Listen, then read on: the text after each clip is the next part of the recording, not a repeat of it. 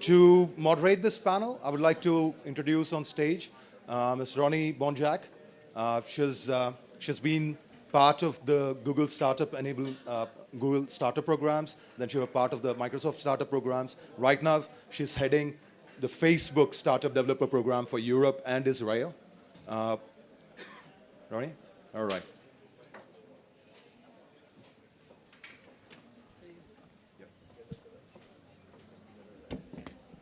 Thank you so much. Just to fix a quick thing about the intro, so I was never with Microsoft, but most of my background is actually with startups. But my last role with Google was working with entrepreneurs and building the Google program for startups. And at the moment, just to give you a little bit of context of why I'm super excited to be here, is that at the moment I'm with Facebook, and my role at Facebook is basically to figure out what entrepreneurs need around the world and what are the programs that we at Facebook can build to make sure that basically that innovation is everywhere. I'm based now in Tel Aviv. I lived in Silicon Valley in the last couple of years, and I'm based now in Tel Aviv, and I'm looking a lot at Europe, and I'm trying to see how can we make sure that the next Silicon Valleys are also outside of Silicon Valley, and what are the things that really, what are the challenges and what are the opportunities here in Europe. So thank you so much for all the events so far today. It's an amazing learning experience for me, which is the reason I came here. And I'm super excited towards the next panel, which is, I'm sure, going to be a great learning experience as well. So happy to invite on stage Matt Kohler, who is the general partner at Benchmark and a board member at a couple of companies, among them Asana, Instagram, Quora, Tinder, Uber, and a couple more. He was the 7th employee at Facebook.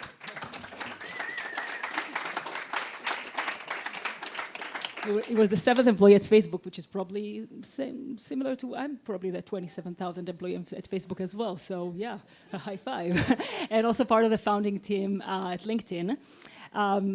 Impressively also worked at a couple of philanthropic organizations, like including Against Malaria Foundation, the Chan Zuckerberg Initiative, and many more. And he holds a BA in music from Yale University. Thank you for being here today. I'm super excited to invite on stage Luciana Lisandro, who is a partner in Excel in the London office.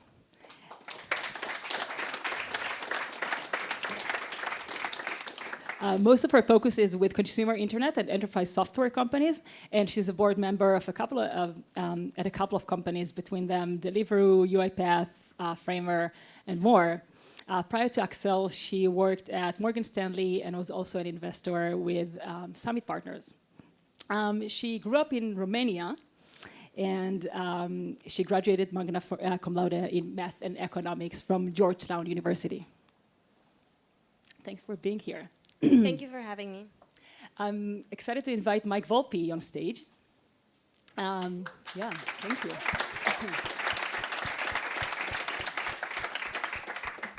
So Mike joined Index to help establish the San Francisco office almost 10 years ago.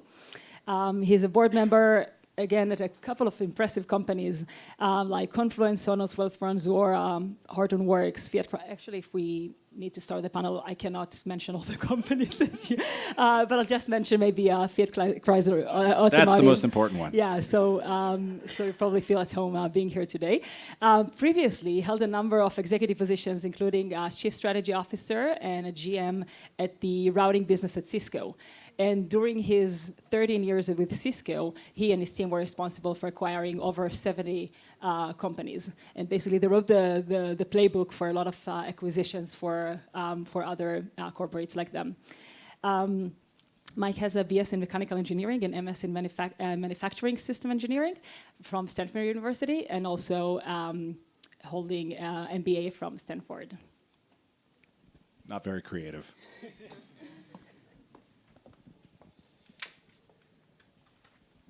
Great, so maybe to complete the round of introduction, maybe we can start with a quick round here to give the context for, or maybe entrepreneurs in the audience. What is your investment philosophy? Happy to hear about your individual one and your firm philosophy. Starting with you, Matt. Boy, that's a big question. Glad everybody had coffee before the venture capital panel started. By the way, it was a very good idea, whoever programmed that.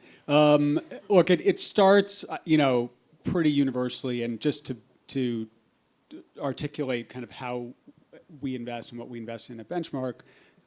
Very focused on generally Series A investments, generally software companies, including, of course, consumer and consumer internet software companies. Generally, but not always, in Silicon Valley and the Bay Area, and that's something we could talk about for sure. And those are the kind of, broader framing conditions. That's what we focus on. But once you're past that, and there are exceptions even to those criteria, it really starts, of course, with the person, with the founder, with the entrepreneur. We are early stage venture capital investors, as I think are my colleagues and friends here on the panel.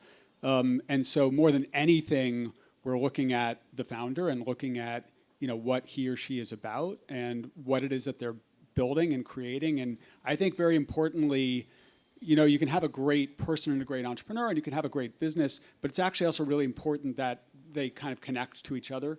People talk a lot about this idea of product market fit. I'm still not entirely sure what that means, but it's something people say a lot.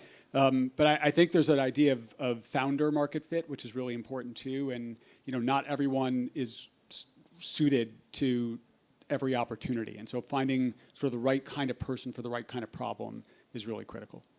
And we could talk about that all day, but I'll let other people talk. Hi, we're a global venture capital fund. We have our roots in Silicon Valley, and we've actually been big believers in Europe for quite some time now. We opened our offices here in London in 2000, and we believe in companies, interesting companies, and big and ambitious companies being built out of everywhere, actually. In light of the previous panel, we've definitely seen success in places that are unusual, like anywhere from Nordics to France to Spain to Eastern Europe most recently, which I think is evolving quite nicely. We also have funds and offices in India, so we're very much a global platform. And in terms of what we look for, of course, it's all about the person. I could not agree more with that. So we look for very ambitious entrepreneurs that are looking to build category-defining companies. And I will say that I'm seeing a lot of those very ambitious and very hardworking entrepreneurs in Europe. So I work with Index Ventures, and we're also a multinational and multi-stage investor in the venture capital business. I think to echo a little bit of what Matt was saying, I'd say we sort of look for three characteristics in a business. One, you've got to have a great entrepreneur. That's the most difficult one to actually categorize, because if you ask me, please define a great entrepreneur, that's an incredibly complicated thing to define. And a lot of it is really, I think, the pattern matching that you develop over time as a venture capitalist. You start to be able to spot them after a while. Not all great entrepreneurs succeed. They need a couple of other conditions. One is that they have to go after a really big market.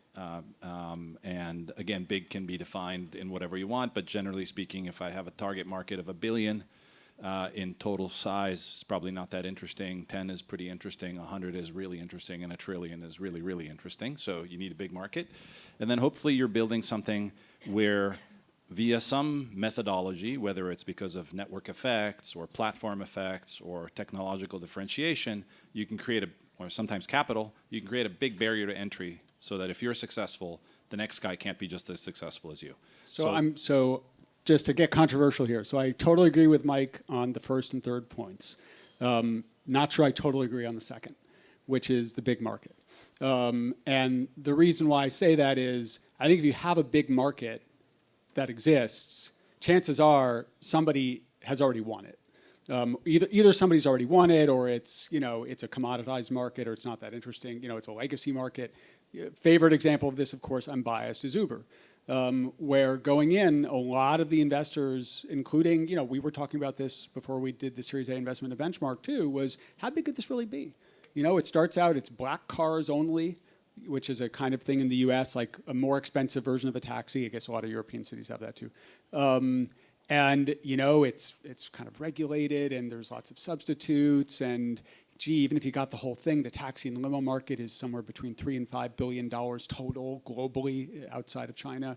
So how big a company could this turn out to be? And we all know what happened there, and that was because the right entrepreneur for that problem was able to very compellingly and with a lot of kind of focus and dedication fundamentally reshape that market.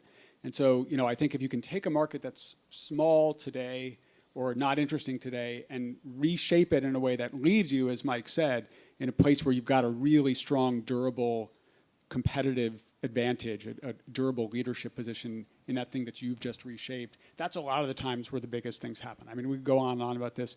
Tinder, which was another company that I was lucky to be involved with. You know, the dating market was considered kind of a legacy market, not that interesting, fragmented, how big can they get? Everyone wants to have, you know, no one goes to the same party or the same bar every night, blah, blah, blah.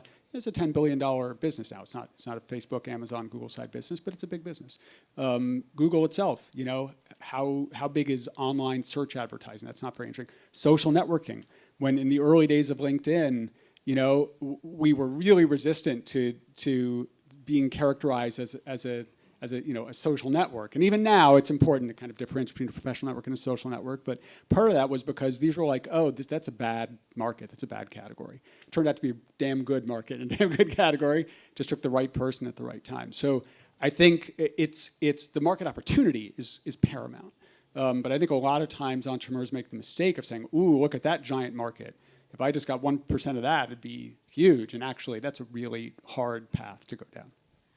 I think that's spot on, actually, and I was going to pick up on that as well. Sorry, Mike. Don't worry, I'm going to defend myself, so please. Go on. Okay, great.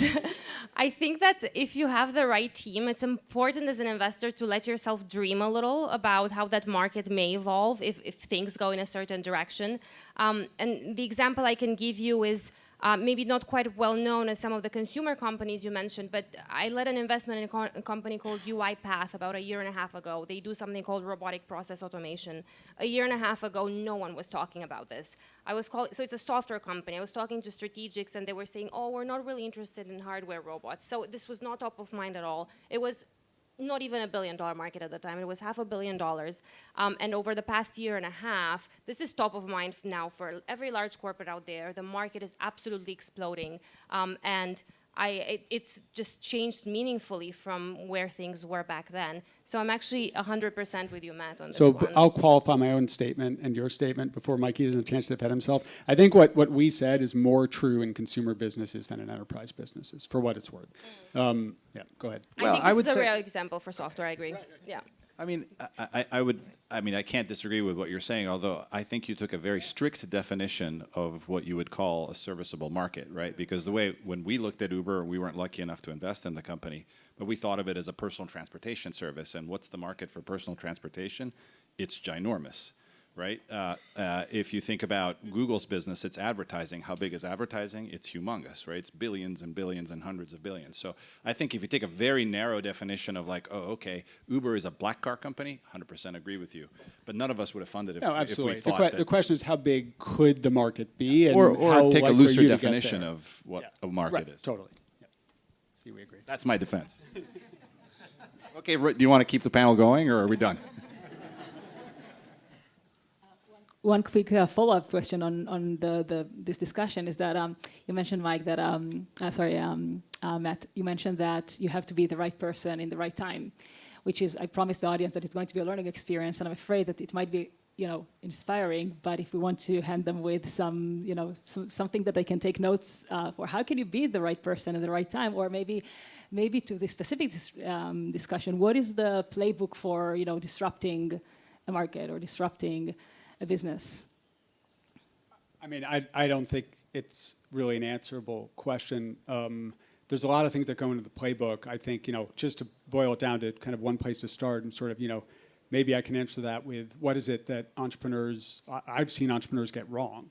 And because that's probably easier to talk about what not to do than what to do.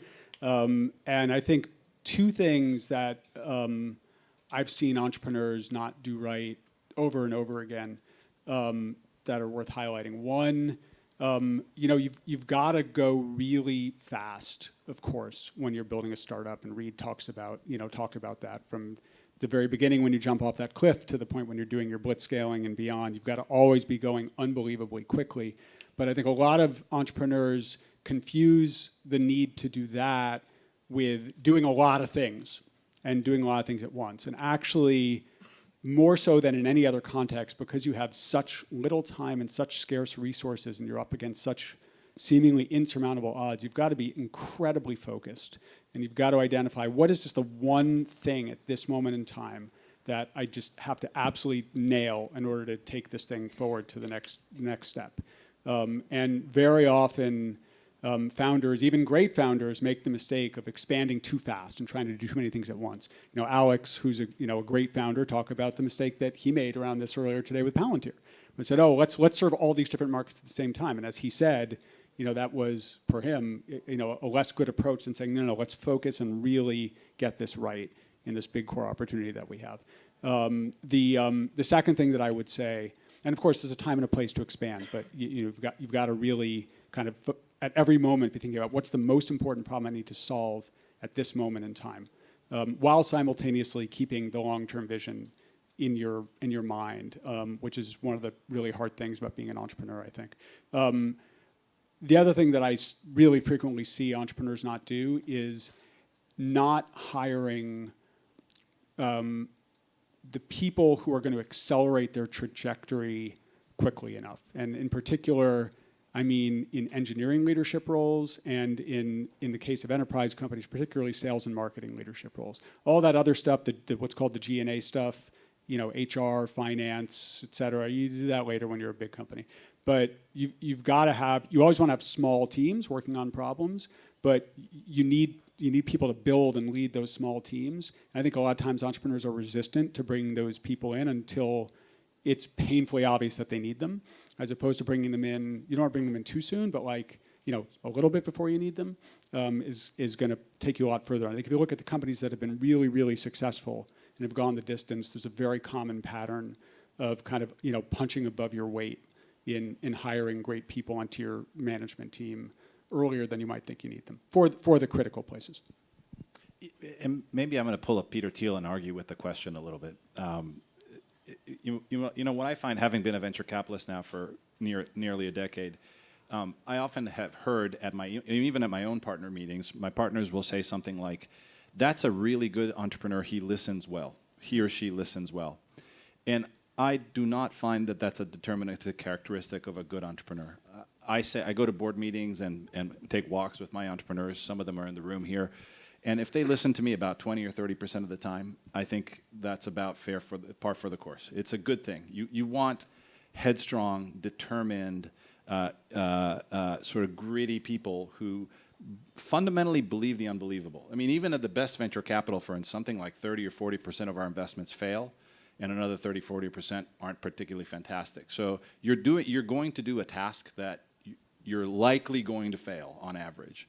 And the ability to overcome that by being determined and having a strong sense of will is one of the true characteristics you look for. That's why entrepreneurship is hard to teach in some ways, because it isn't a playbook that you learn to become one. It's more of a sense of determination and a desire and a belief that you have in yourself, in your company, and so on and so forth. What about learning well, if not listening well? Do you think all the great entrepreneurs are constant learners? They're all very good learners, but they're generally learning from their own environment, Right. as opposed to go to the high priest of venture capital who tells you hey, you should do it this way.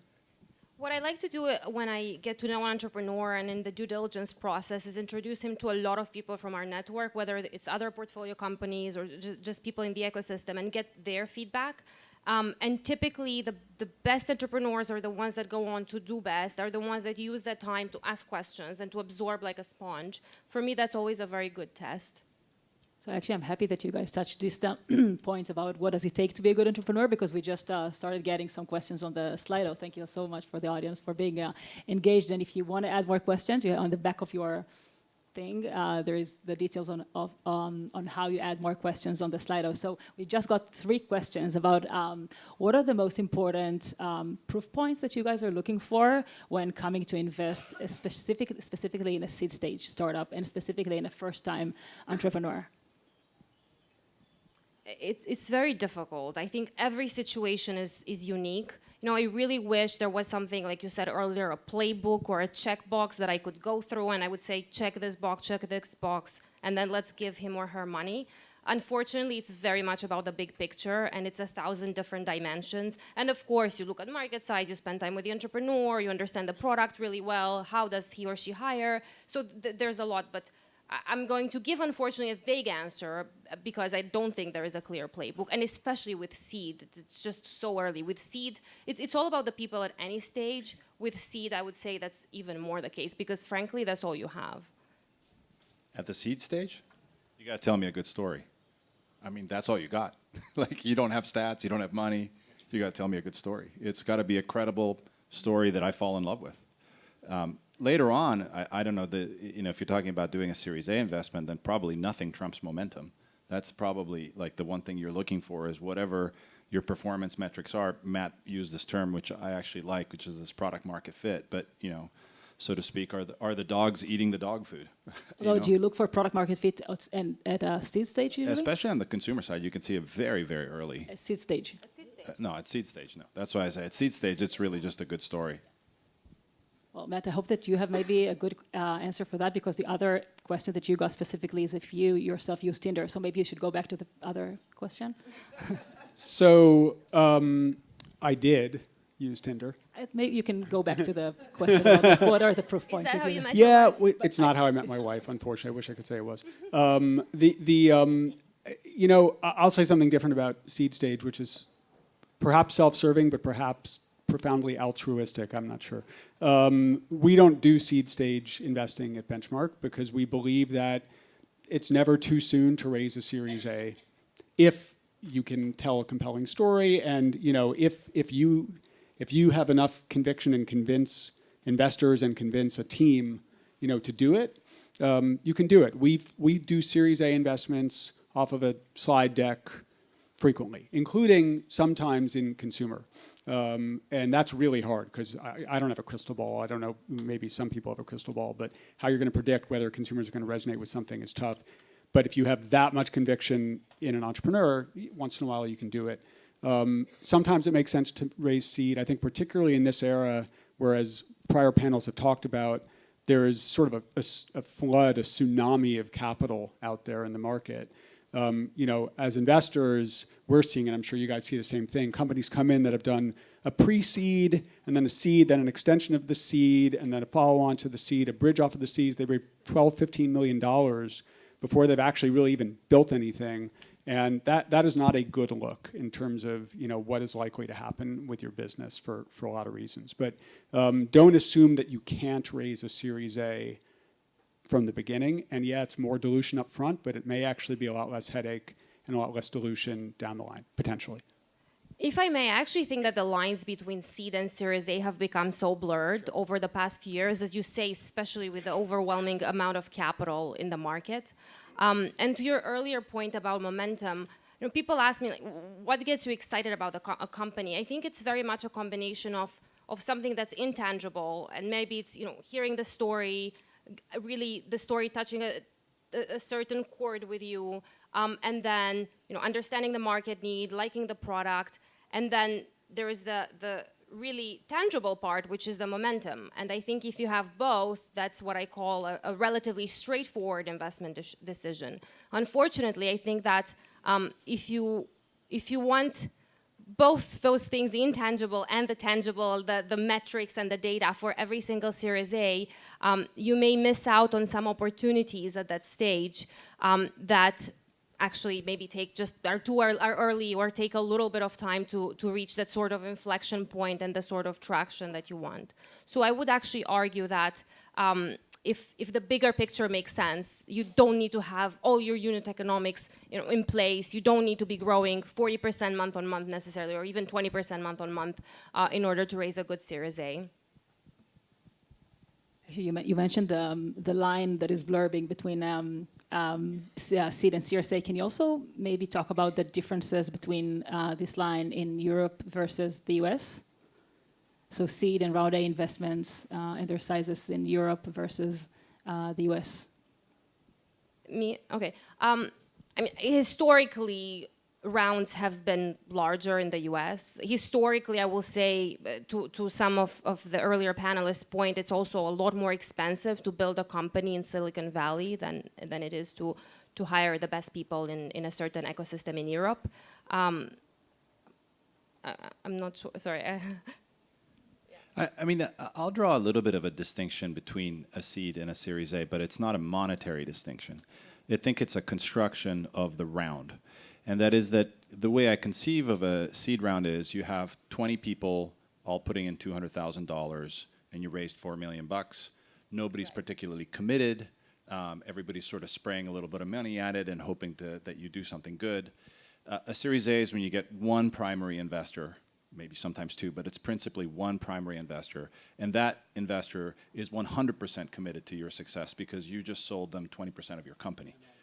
And you're on the board. That's a big difference, taking a board seat. So it's not how much money. You can have $1 million seed, you can have a $5 million seed. But if the construction is 20 people, none of whom have commitment to you, that's a seed round.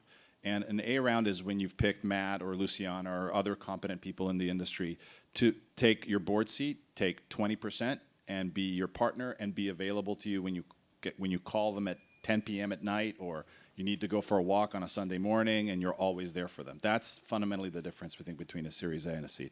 That's spot on, yeah. So the audience wants us to talk a little bit about technologies in the next 5 to 10 years. So are there any specific technologies or trends in technologies that you think that are a little bit neglected these years, or are there any specific industries that you think that worth more attention and focus from either investors or startups or even students that are deciding now what are the next thing that they should go and study? I think over the next decade, healthcare will receive more and more attention. It's a very difficult one. It implies a lot of regulation, country by country, difficult to scale. But if you think about it, I think in Europe, healthcare is 10% of GDP. In the US, it's over 15%. And consumers are so empowered in every other area of their lives. They're used to understanding data around everything and having access to all sorts of gadgets. And now you have more and more of that in healthcare. But I think especially consumer-facing health tech businesses we'll see a proliferation of those over the past, 5-10 years. Well, so I have a son who is 19 years old, and he's a first-year student at university studying computer science. And if I were to give him advice, which he wouldn't take, it would be probably AI and machine learning. Not that it's underinvested, it's overinvested, but it is foundational. I compare machine learning and AI to mobile 10 years ago. Like 10 years ago, mobile was sort of like a corner sector that people invested in. They put it on it. Today, like you don't invest in mobile, everything is mobile. And I feel about the same way about machine learning and AI. If I were to sort of pick a bit of a technology that's a little bit out of favor today, something like AR or VR had a hype cycle, and it's definitely fallen out of that hype cycle now because nothing's really worked. I think one of the theses... Do you believe that it's worth more attention? I think it will. One of the issues, of course, is that all this, particularly VR, has required hardware to work properly, and that hardware is expensive and hard to get to, and it makes you immobile, and so on and so forth. I tend to think that if you could find a way to augment reality in the context of something like mobile so that I don't actually have to purchase a new device, but I could enjoy it on something that I already have in my pocket, I think that potentially could show some really interesting stuff. And right now, most VCs will probably, the next VR and AR idea that shows up in your boardroom, you're kind of like, not so much. But I tend to think you might find something interesting in those areas. The very beginnings of it are things like if you use Snap and you start augmenting people's photos with like imagery, or games like Pokemon Go. Those types of things I find quite stimulating to think about where those might be able to go if you could use, if you could actually lock in objects that are stationary in the world that you can't do right now. If you look at the WWDC, the recent Apple stuff was really all about ARKit and so forth. So I think that feels like the enablers are starting to feel like they're coming together in that sector. I have to answer too. Okay. I said before, I don't really believe I can see the future. I have a crystal ball. And in terms of the present, I always like to say that as an investor, this is not your job as an entrepreneur, but as an investor, I try to look at my job as being to see the present clearly as opposed to trying to predict what's going to happen in the future, which I don't have a track record of doing well. I think if you look at the present and what's going on, just in a sort of like, really bottoms up microbiological, if you will, behavioral way, there is just a ton of biological life and activity, as Mike said, in deep learning and machine learning. As Luciana said, starting to happen in health too. Also, of course, in cryptocurrencies. And whether any of those areas are going to turn out to be something that creates tremendous value is completely to be determined in all three cases for different reasons. They will all create value. Whether startups are going to capture that value is the question, I think. And so, I'm not prescribing that that's where you should, go and build something. But I do think, one path to kind of get inspiration is to just kind of, be a field biologist and go out and look at what's happening out there in the ecosystem and say, where's their life forming? And, what can you take from that? Now, that may be more advice for a venture capitalist to be, or an early employee to be, as opposed to for a founder, because generally, as Mike talked about earlier, founders who start out by asking venture capitalists what they should be doing, more often than not a path to success. So how can entrepreneurs keep up with all these new advanced technologies, but also on new skills that are acquired from them along the years, not only when they are 19 and they study computer science, but later on? I want to build on something that Matt said that is related to what you're asking. I'm not sure that's the key thing that an entrepreneur should be doing. I think the best ideas come when you're trying to solve your own problem as an entrepreneur. And one good example is Deliveroo. Will, the CEO, was working in London. He's a foodie. He just wanted really high quality food in the office or at home in a short period of time, or at least in a predictable period of time. And then, he actually went to business school first and then came back to London and started Deliveroo. So for me, solving your own problem, I think, is a very nice ingredient for success. And it's just builds on what you were saying earlier, Matt. Yeah, I don't think you want to keep up with everything. Like, our job is to keep up with a lot of stuff, but as an entrepreneur, you just keep up with the stuff that matters to you. Like, most entrepreneurs, like, even I invest a lot of enterprise stuff, which is really boring and people don't pay attention to it. But if you go talk to somebody like Matt and I have a common investment in CockroachDB. It's a company that's making a SQL database, next generation SQL database. The guy's a brilliant database entrepreneur. But if you talk to him about machine learning, he doesn't know what he's talking about. He doesn't need to. It's fine. Yeah. He just needs to make really good databases. However, just mentioned that like AI, machine learning is probably kind of like a layer that will be there, everywhere. So if I started my enterprise software company 5 years ago, if and it's I relevant, make sure you that definitely I'm pay up to date. attention. But it doesn't. Like, I'll take a different example. He doesn't know anything about AR, and it doesn't matter that he doesn't know anything about AR.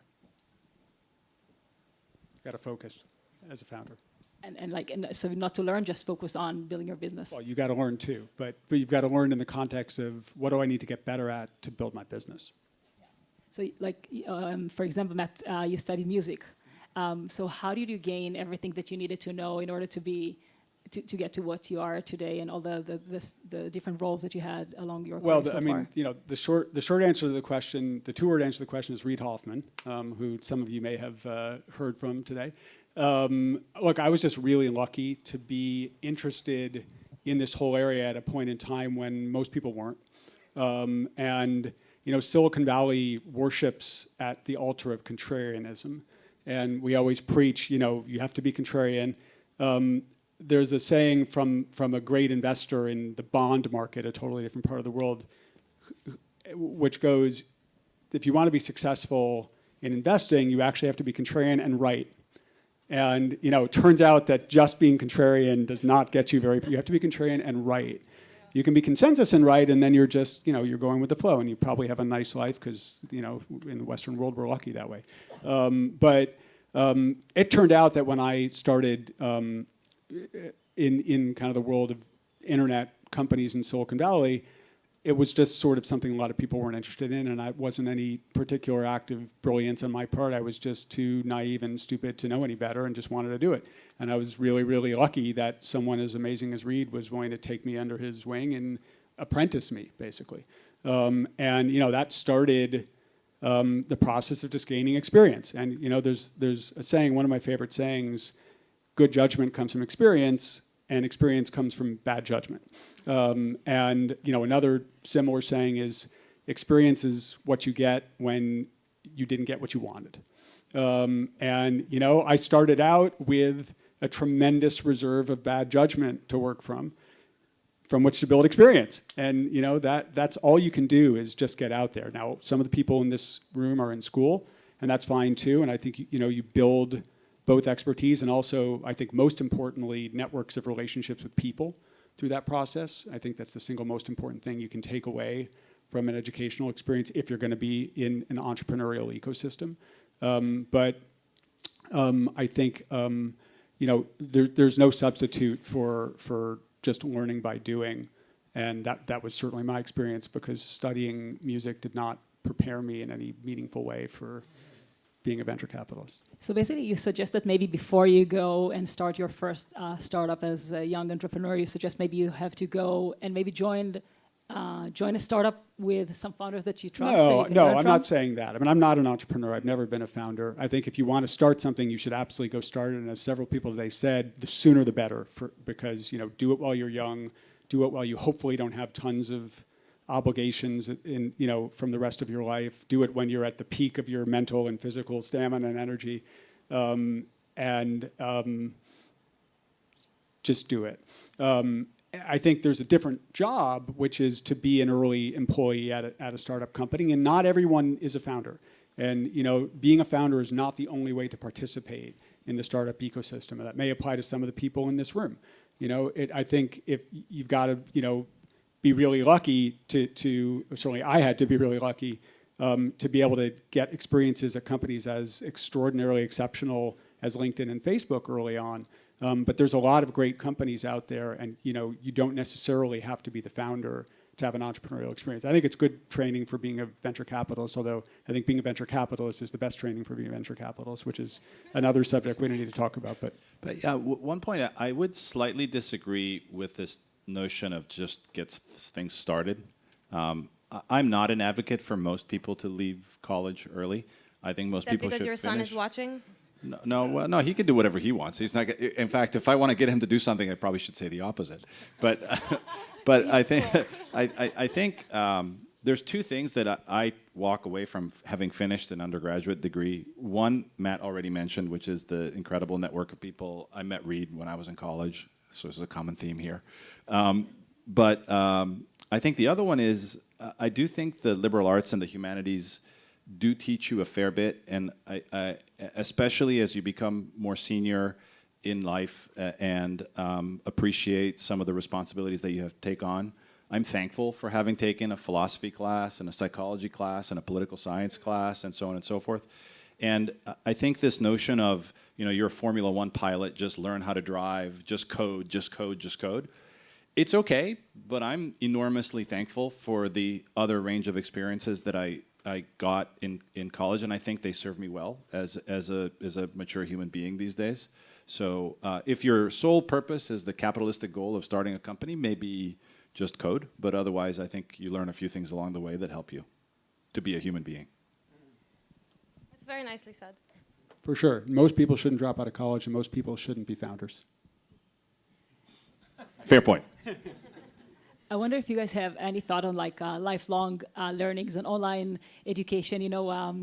Mary Meeker just posted her internet trends for 2017, and one of the main trends was definitely lifelong learning, and some fascinating facts, like the fact that on YouTube there are like 1 billion hours per day watched only on education content. And if you see companies like Coursera, for example, that actually saw 30% in growth just in the registration in 2017.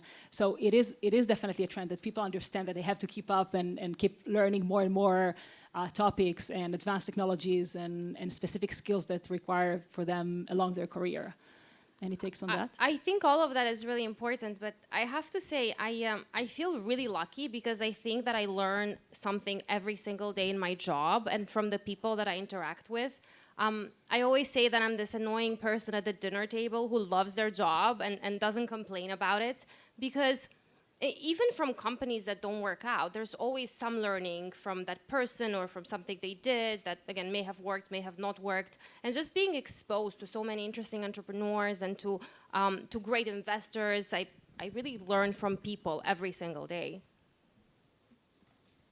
I mean, the resources that are available to people are phenomenal. You know, I went to business school as well, so I'm overeducated. Most people today that ask my advice, I tell them, don't go to business school, just read blogs. Because with the exception, again, of Matt's point about network, and you can always build network, and there's a lot of ways to do that, but there's an enormous amount of resources, whether they are video-based like Coursera or YouTube, blogs that you can read. People are very generous they just write amazing stuff that you can find everywhere, which just wasn't the case. And I think there's an enormous opportunity to learn on an ongoing basis. We have to do it in our professions as well, because we're learning about new stuff every day. So couldn't think that, you know, it's a wonderful time to be a learner. That's a great point. I would only add, I've read a draft of Reed's upcoming book, and there's a tremendous amount of wisdom and content in there about building startups. So that'll accelerate you a lot if just get a hold of that when it's out. So I'm happy that you mentioned the network, which is definitely an important part of people's success. But broader than network, we have ecosystems. And I want to hear your thoughts about the European ecosystem, how it changed over the last couple of years, and why. May I start? Because I also wanted to build on the previous panel. It saddens me a little bit that the stereotype of the European entrepreneur who goes home at 5 and is not ambitious and doesn't want to build the next $10 billion company or $100 billion company starting in Europe, it saddens me a little bit that that stereotype still exists, because it's certainly not the experience that I have with venture capital in Europe. I've been doing it for a decade, and I am surrounded by super ambitious entrepreneurs who do not want to sell early and who want to disrupt as much as possible and turn the world upside down. So just want to say that first. Thank you. Other than that, in terms of specific developments in Europe in the last couple of years, I actually think that the boring enterprise software has evolved quite a lot. I think Europe has been proving for a while now that it can create large consumer outcomes with, you know, companies like Supercell and Spotify recently, and so on and so forth. But I'm seeing more and more enterprise software businesses that really have the ability to become the category leaders in their particular space, and it's not concentrated in one particular space. These companies are anywhere from Paris, Munich to Bucharest, and so on and so forth. So I think it's very exciting. It's a very exciting time for enterprise in Europe. You know, I always think that in the evolution of ecosystems, role models are probably the most important things to have.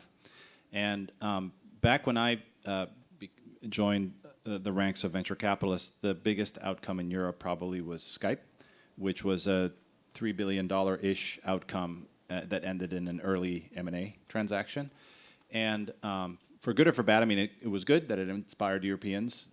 It was bad that the ending was abrupt and actually shortchanged the value of the potential value of the company. I think that's really changed now. You know, you have Spotify, $25 billion company. Zalando's a $10 billion company.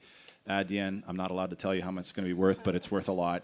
And the list goes on. And I think having those role models and also having those companies scale, because the next, repeat entrepreneurs, turns out there's no particular correlation between a repeat entrepreneur and success at all. But there is a high correlation of people who worked in successful companies starting the next successful one. And so as companies get big, you find people who were in the rank and file and create new ones. And I think, you know, large European tech companies will probably become the source of the next generation of European tech companies. Spotify will probably spawn 5 interesting companies, in my view. And hopefully Zalando might as well. I know Adyen will, and so on and so forth. So it's sort of the continuous creation thing that is the most important part of the ecosystem. Once you have entrepreneurs, by the way, all the other stuff show up. Lawyers show up, bankers show up, VCs show up, advisors show up, seed money shows up, everything shows up. The true seed of it all is the entrepreneur. So I agree with all of what both of you guys said, but I want to add one thing to what you just said, which is the other thing that shows up is people who know how to help entrepreneurs scale their businesses. And I think, traditionally, I'm the least European person on the panel here. I'm slightly European because my wife is Norwegian, which, and I spend a lot of time in Norway. And for those of you who know Norway is kind of like the Europe of Europe in terms of, these criticisms that have been levied today around ambition and so on. So I understand it at some level. But I agree, with what these guys said. I think there's the having a company like Spotify come out of Europe, serving a global market, which, by the way, I think is really important in terms of being able to get onto the same playing field as the US, because you can build great businesses for local European markets, but it's a different thing when you're building a company of global scale, and Spotify is a company of global scale. Every young person in every country, probably in the developed world, knows Spotify and probably uses Spotify.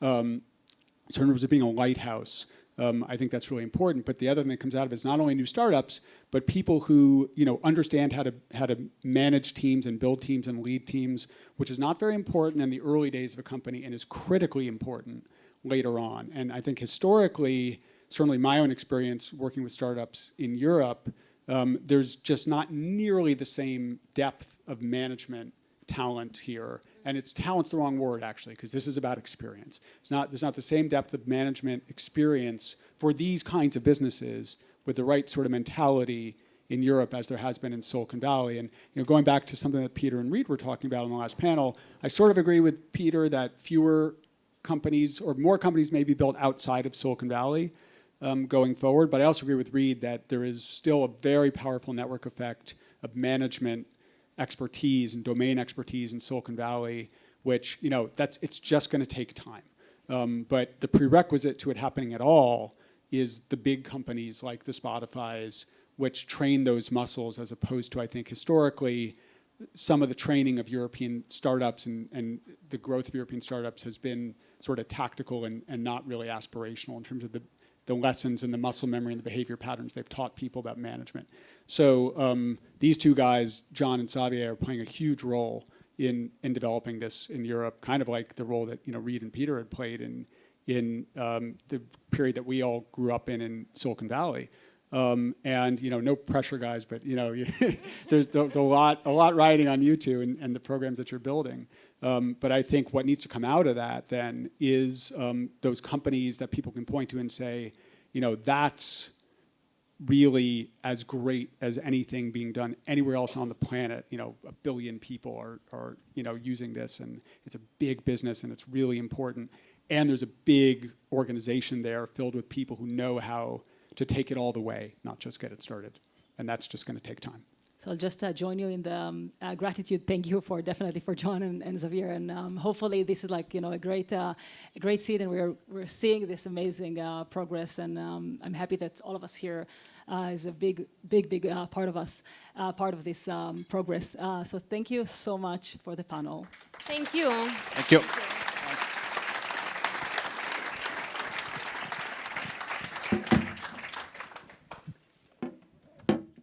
Thank you, Roni. Right now, we are going to move to the conclusion part of the session today. So the first part of the conclusion, we are going to have Mike over from TechCrunch. He's the editor at large over there. And one of the most interesting projects that I've seen, like Mike create, is TechFugees, which is it's a charity based upon like tech enablement for refugees in Europe, and also the Europulse Award. That is also one of Mike's very well-known creations. He's going to summarize the panels for us. All right. Okay, thanks very much. Hi, everybody. My name is Mike Butcher. I'm the editor-at-large for TechCrunch. It's a little bit daunting to be standing in front of so many talented people and successful people. I'm going to have to put my leather jacket over there. Now, my leather jacket actually goes with me everywhere, as you know. There's actually a website called Is Mike Butcher Wearing a Leather Jacket Today.uk, and if you go to it, it'll say to you, yes, because it's only 15 degrees in London. But I'm in Torino, so whoever created that website, I don't even know, whatever. You can also find it, the jacket also has its own Twitter account, which is not run by me. It's run by somebody else. Anyway, this is that's got nothing to do with anything. I tell a joke. So how to summarize this? Well, you're all amazing. Thank you. Bye. No, okay, joking. Simple. Let's hear. Well, we heard from John Elcombe, who's going to be creating, who's backing this incredible new adventure, SAI. It's going to be identifying the opportunity set, effectively, where more companies can be created. He talked about the differences between Europe and the US and China, and yet why is it that so much money is invested in Europe, and yet, you know, and half of the entrepreneurs in the US aren't from the US, and here we are in Europe with amazing talent. There's a strange disparity there. So we've got to create a disruption there. What I think is very interesting about this event is it has that sort of disruptive effect. I've been to many events in Europe, seen many founders. I've seen, for instance, Reed, for instance, very often very supportive of Silicon Valley, comes to Cambridge, and Sherry Coutue's initiative there. Many other entrepreneurs here coming to Europe now and again, but very rarely all together in the one place. So that is incredibly unusual. And the fact that this is being live streamed also on La Stampa, for instance, I think it's potentially going to have a very interesting cultural effect. Let's have a bit of a round of applause for that, I think.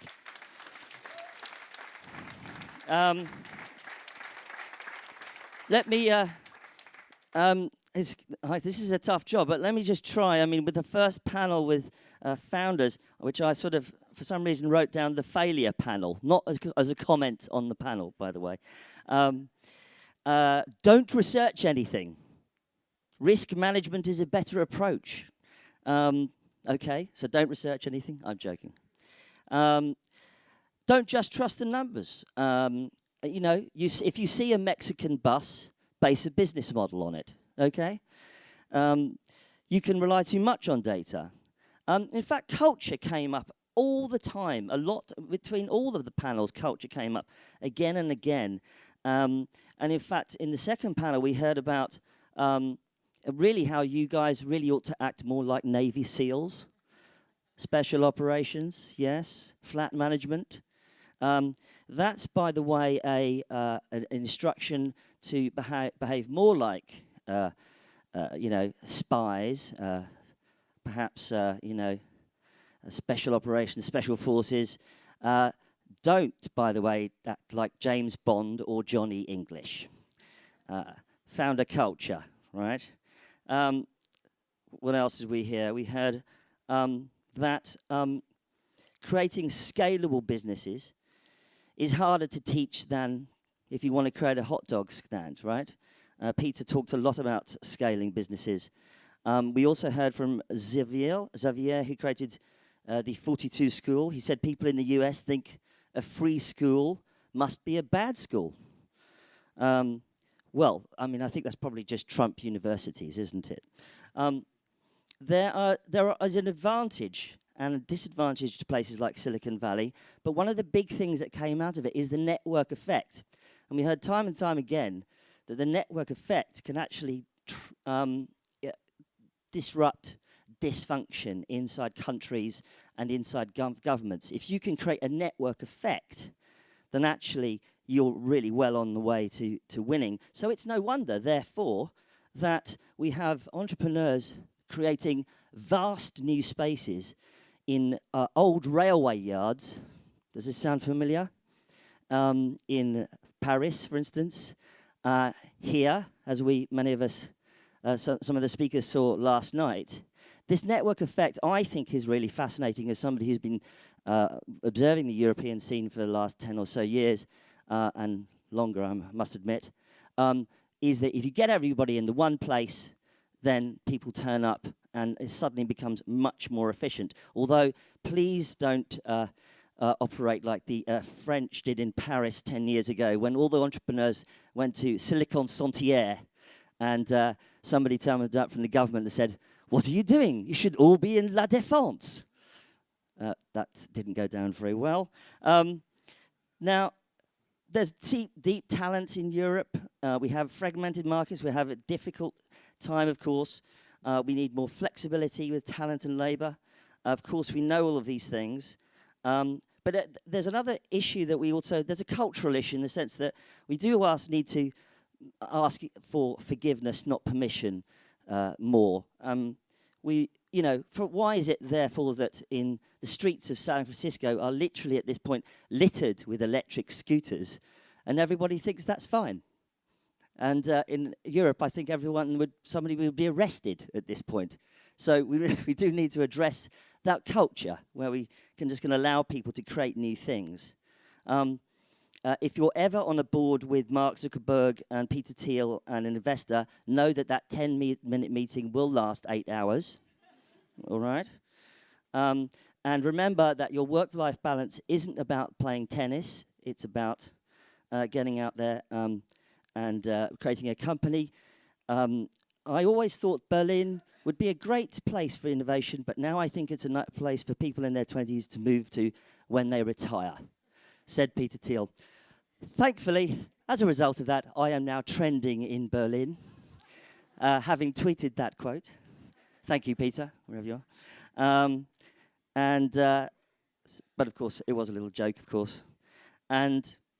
But as we often hear, the really brilliant analogy of reads about assembling a plane, jumping off a cliff and assembling a plane on the way down, which is a really wonderful image for entrepreneurship, actually. But there are all sorts of things that we need to address. We need to talk about also mission. Sometimes your mission can be hijacked as an entrepreneur. You've got to keep in mind that. I think it's very interesting that we're now living in an era where so many strange things are going on in politics that entrepreneurs now are actually thinking about the mission, whether or not, what they're doing is going to have an effect that they're not necessarily aware of. And I think that's very interesting that came out in some of the discussions. Therefore, now in closing, we had the venture capitalists, always the venture capitalists, of course. We talked about, there was a little bit of controversy about whether or not you should go after a big market or a small market and own that small market, or a big market and own that big market. Who cares, frankly? But I'm sure you'll figure it out at some point. Don't go into dating, though, I think, because Matt's already married, so that's already done. I think that, and we also had a debate whether entrepreneurs should be a sponge or a rock. Probably a little bit of both, but that might be form for a difficult relationship. Finally, we talked about trends. There's always somebody asking an entrepreneur, there's always somebody asking a VC near me, what should I do? What are you interested in? Well, the answer, ladies and gentlemen, for all the entrepreneurs in the room, is never ask a VC what you should be doing. That is quite simply the kiss of death. So please never do that. And please also, probably better enough, don't ask journalists either, because we don't know. We have no clue at all. Now, so there was a bit of controversy. Do go to business school or don't go to business school? Maybe some people should, maybe some people shouldn't. At least you'll learn some philosophy if you do, or if you go to college. But I think probably you should go to this one. And we also heard that if you don't go to business school, read a lot of blogs, and that would be, therefore, TechCrunch. So, Mike Butcher from TechCrunch, thank you very much. Thank you very much. Mike, thank you very much for summing up. Actually, I connected to your jacket's website, and it was indeed the way you did it. Can your jacket tweet and help us to spread the word about it? It's sentient. Thank you very much. So we are closing the final panel session, and we are now able to open the final moment of this event. I would so ask Zani Minton-Beddos to take the floor. Thank you, Zani. As Zani, as you know, is the editor-in-chief of The Economist, and she will moderate or interview two entrepreneurs, Tavet Enricus of TransferWise and Demet Mutlu of Trendyol. So I'll leave you to introduce Thank you. your guest. I will, and I have the best task of the morning, because we've had, as Mike's masterful summary gave us, a really fascinating morning. We've had some of the great titans of this world give us their expertise. We've had the founders turned investors. We've had the VCs, everybody telling you, giving you their perspective on what it takes to be an entrepreneur, what it takes to be a successful entrepreneur.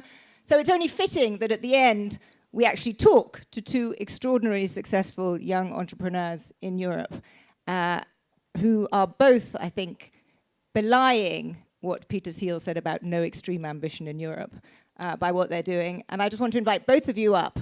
Demet Mutlu, come on up and join me. Demet was in 2009 at Harvard Business School.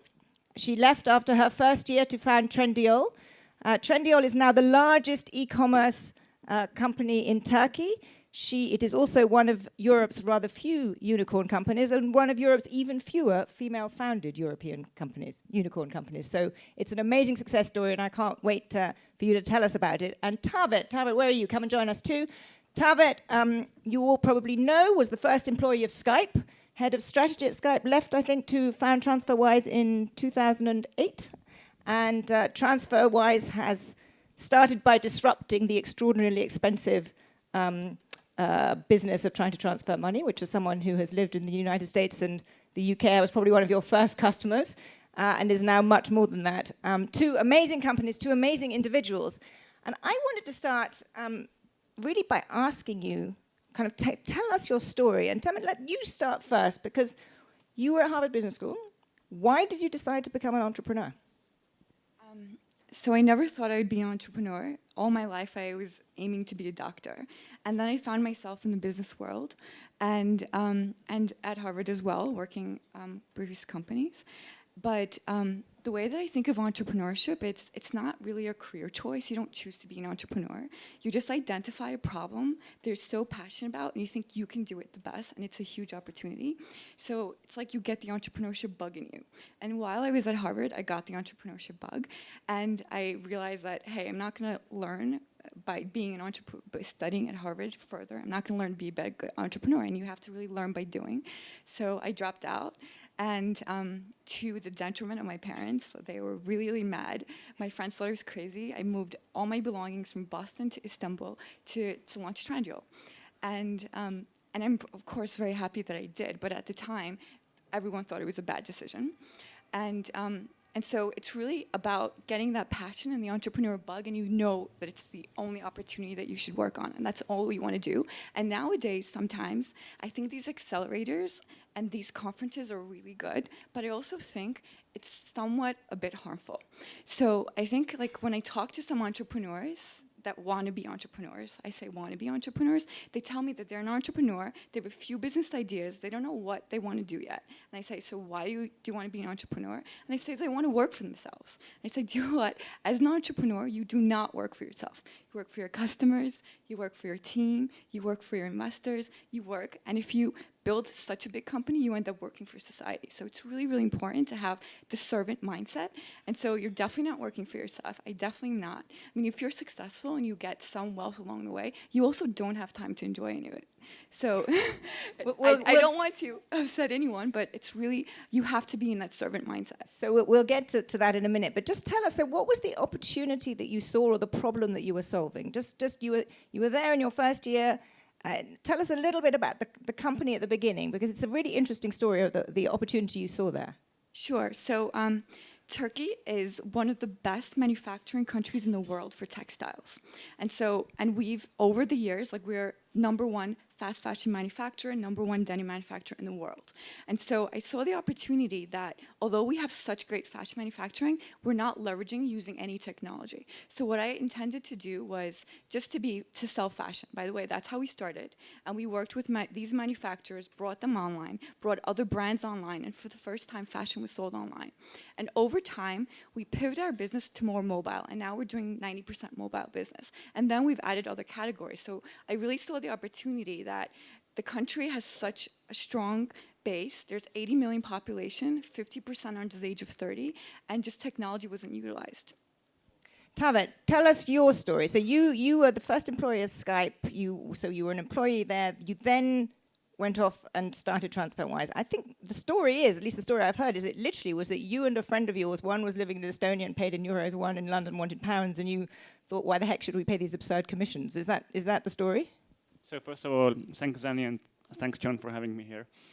It is a true story. I mean, maybe it's even better to explain it if I take a step back. And I was early 2000. I was super lucky. I was in Estonia. I met Niklas and Janus, who had built something called Gaza. So he got in lots of trouble for it. And so we're starting a next company. And I was kind of at a moment choosing between going to work for a bank in Estonia. And then I met Niklas and Janus, and I kind of had a feeling that they're far from being done with disrupting the world. And I felt that it'll probably be a more fun journey working with them. Pretty quickly after that, they started Skype. I was very lucky to become the first employee of Skype, and kind of seeing that how we were in the outskirts of Tallinn in a Soviet-era building, and you can do something there with a tiny team to change the way the world communicates. It's an incredibly powerful feeling, and you really see the power of technology, the power of entrepreneurship, the power of ambition. Like it was mentioned before, Skype was one of the first big success stories to come out of Europe. Like, do we lack ambition? I don't think so, not anymore.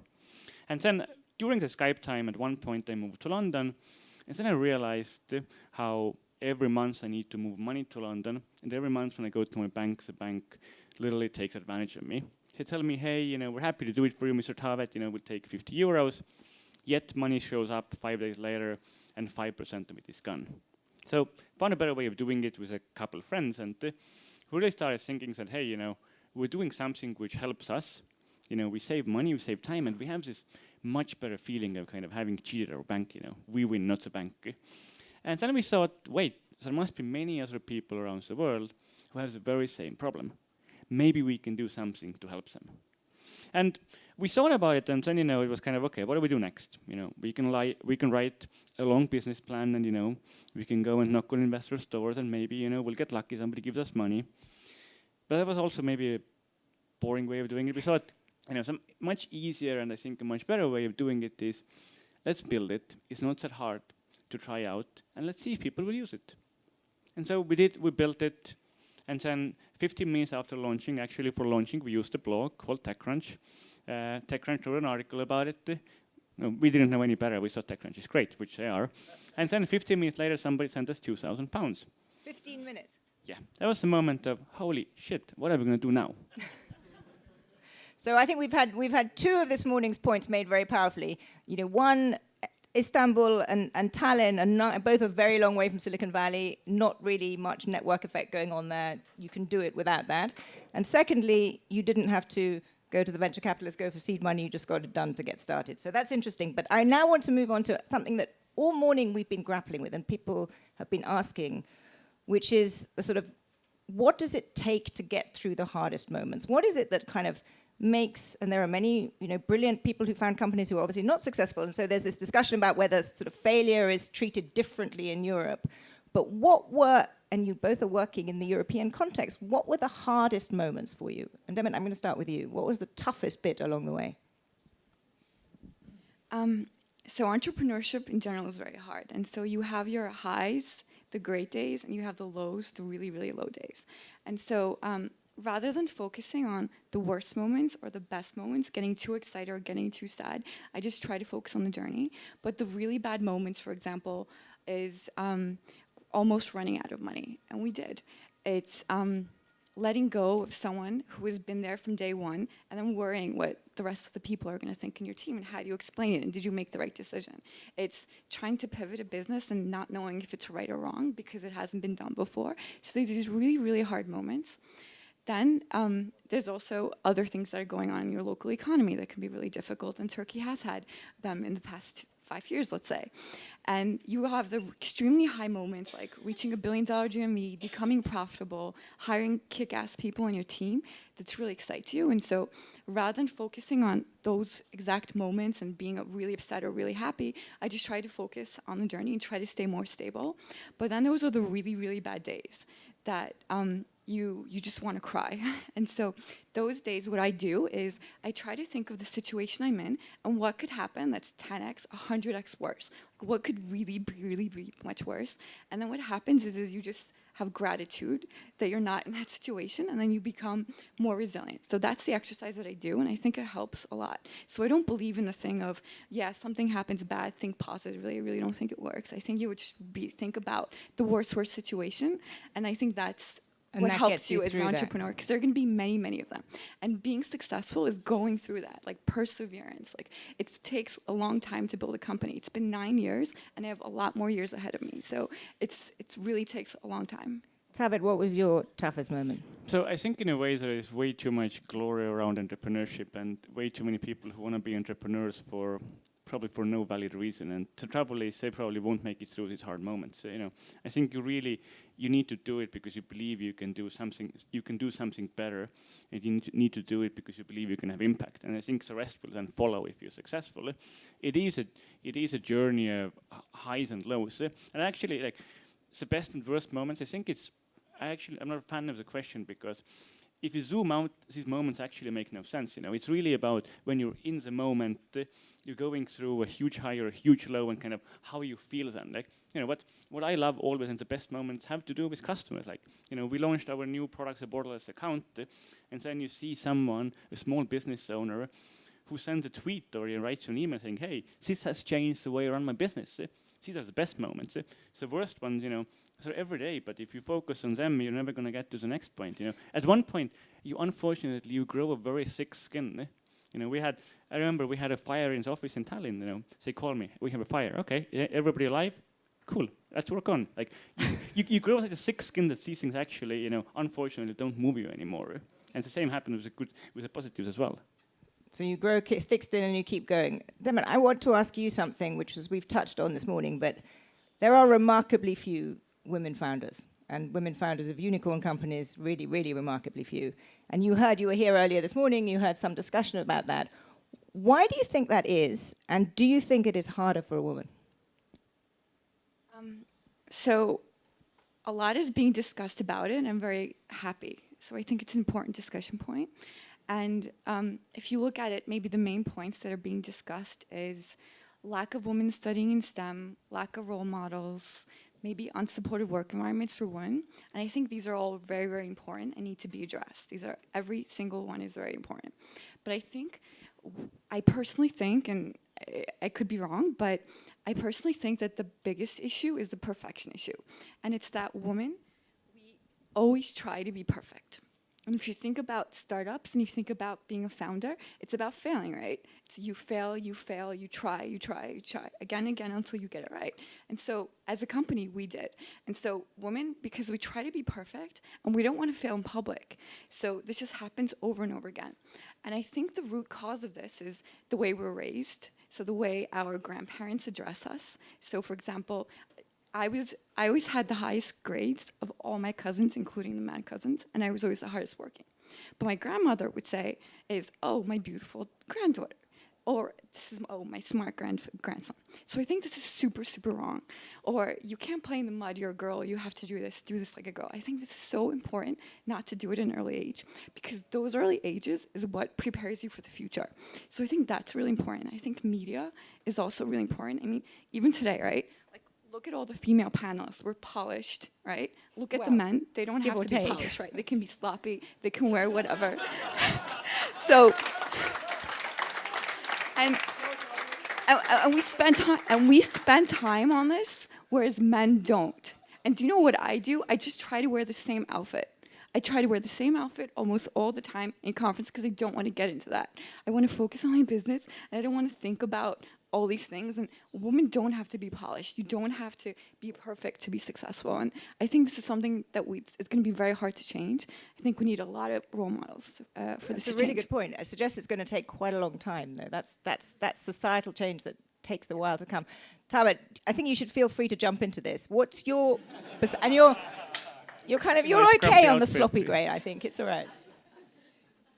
I mean, I do think it's incredibly important that the companies should represent society at large, and in that sense, we need to be an equal split between men and women, and also diversity goes much more than men and women. I think if we talk about tech companies, we also tend to be biased towards younger people.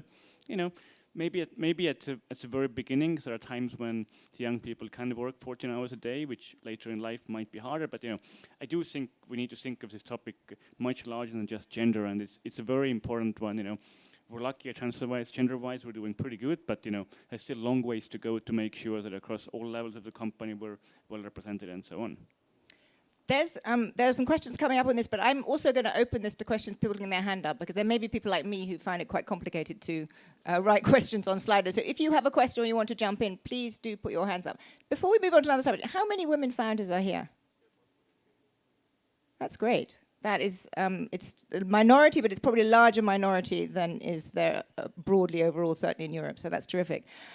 One new question for you, which is, we talked a lot this morning about different reasons, and I'm sort of summarizing the conversation a bit, but different reasons why that could be holding Europe back. I mean, it is true that there are far fewer unicorn companies here than there should be relative to Europe's size in the global economy.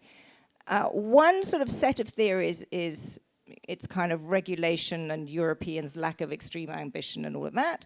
One is capital, although that was kind of slightly knocked this morning.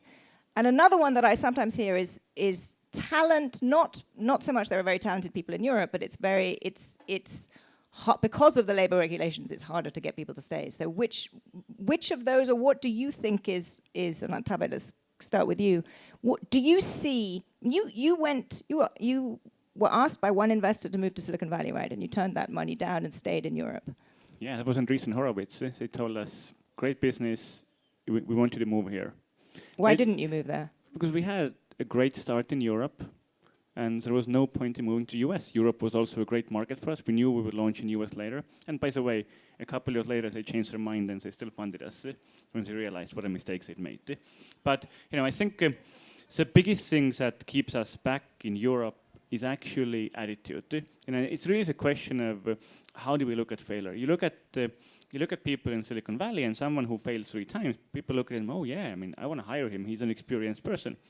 And then you look at somebody in Europe who failed once, and everyone is like, oh, sticky, yucky, and we want to keep away from this person because he can't be any good for anything. Okay? And it's a simplification, but I think it used to be true. Is that 10 years changing ago. now? Yeah. But I think it is changing, but it takes time. Everything that's been mentioned before, we need local success stories. So what I can see from my experience, if we look at Estonia, the same was true in Estonia. When we were building Skype before the acquisition, it was really hard to get people to come and work for Skype. Because, if you hired a young boy or a young girl, their mom would ask, hey, why did you go work for a startup? Were you not good enough for the bank? So, but after the Skype acquisition, we saw it change in a major way. It really became legit that startups are a great way to build change in the world, for employment, jobs. So you need these local success stories. I think these are the best way to accelerate an ecosystem. Demet, you are more than a local success story. You're clearly a major role model. Is that making a difference in Turkey? Are you finding it very easy to attract people? Is it you are one of the hot companies to work for, presumably? I mean, when we first started 9 years ago, it was the same thing that Tabet mentioned. So we would have such a hard time to attract talented people because they thought the best thing to work at is an FMCG company, so the P&Gs, the Unilevers and the banks, or the McKinseys of the world. And now those firms are actually facing trouble. So they're having a hard time recruiting, and everyone wants to work in tech. So I think it's changed a lot, and we're very fortunate because the past 9 years we've seen such change, and I think the next 10 years we're going to see even more change. I mean, it's sad to see my friends who graduate from really good schools just wasting their times in big banks. I actually feel bad that they're missing out. And so if you think about the rate of innovation that's happened in the past 50 years or 40 years, and the next 5 to 10 years, it's going to be 100x, it's going to be 10x.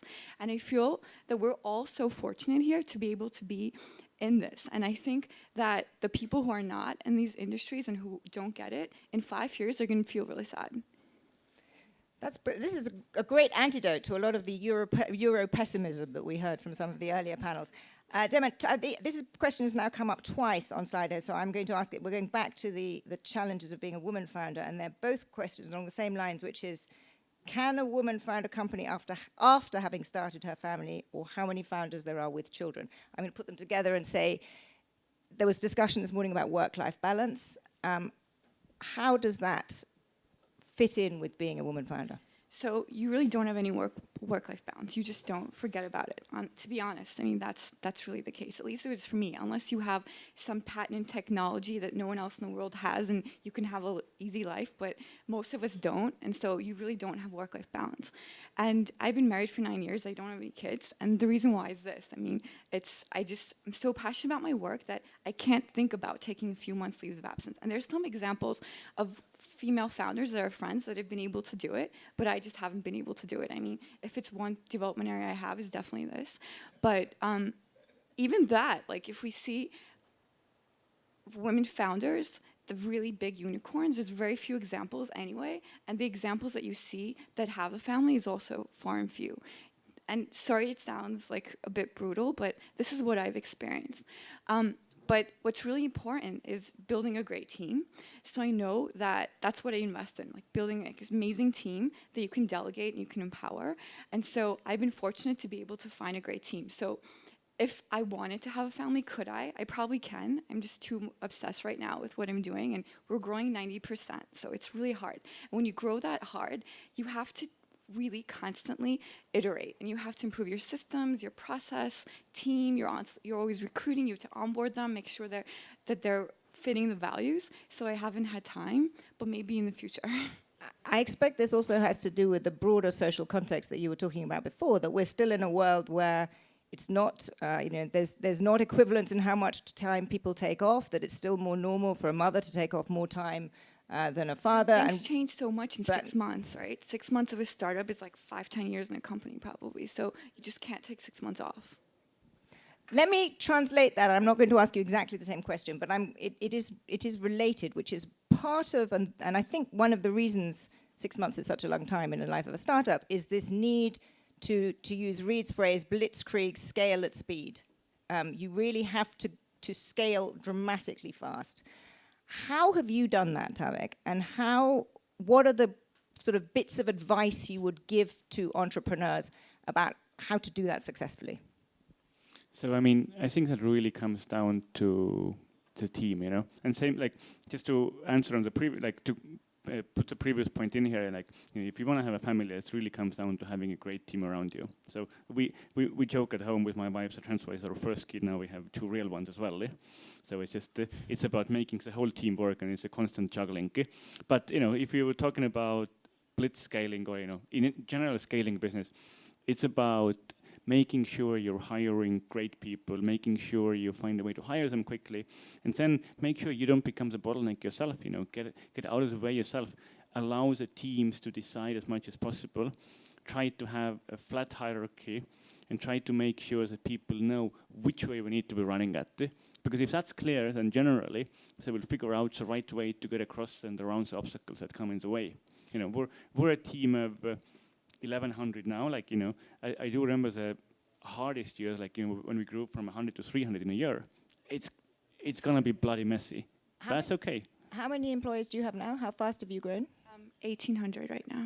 So does that echo with your experience? Yeah, definitely. I mean, when you're a small startup and when you're a big startup, it's still the same in terms of it's about the team that you hire, and you see it. Like, you see certain functions in certain teams in your company, and when there's a great leader, you just see it in amount of the execution level and how they can scale faster, and it makes a huge difference. And how do you, as the founders, how do you lead that? Do you, I mean, you did 1 year of business school, maybe you did some leadership classes, but is this stuff that you can learn, or is it stuff that you essentially have to know whom to ask and how to get help where you need help? I mean, because there's clearly the drive and the extreme ambition, and not everybody has those, but beyond that, you have to have some capacity to execute, and both of you have done that extraordinarily well. What do you know what you don't know, I guess, is the question. I actually use that phrase a lot in my daily life. You don't know what you don't know, so you don't know.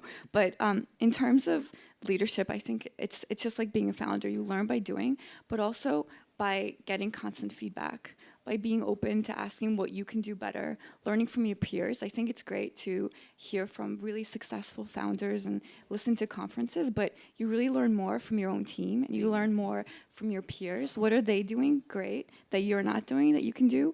What are they doing that they made a mistake that you should learn from their mistakes? So I think learning from your peers, learning from your team is very important, and I've learned along the way. When I first started, I've only managed 2 people in my life, and in 18 months, we became 200 people. So my first 18 months, I really made a lot of mistakes, and I learned very quickly. What kind of mistakes? What kinds of things For is example, it? hiring senior people because you think they're better than you and they did it, and if they don't share like the same values as you do, and you just hire them for experience, like this was really, really wrong. And I did it 2 times, and I learned really the hard way that it's detrimental. And that's why, for example, I no longer pay attention to a certain experience. I care more about, do they share the same values that we do? And I think that's very important. Tavid.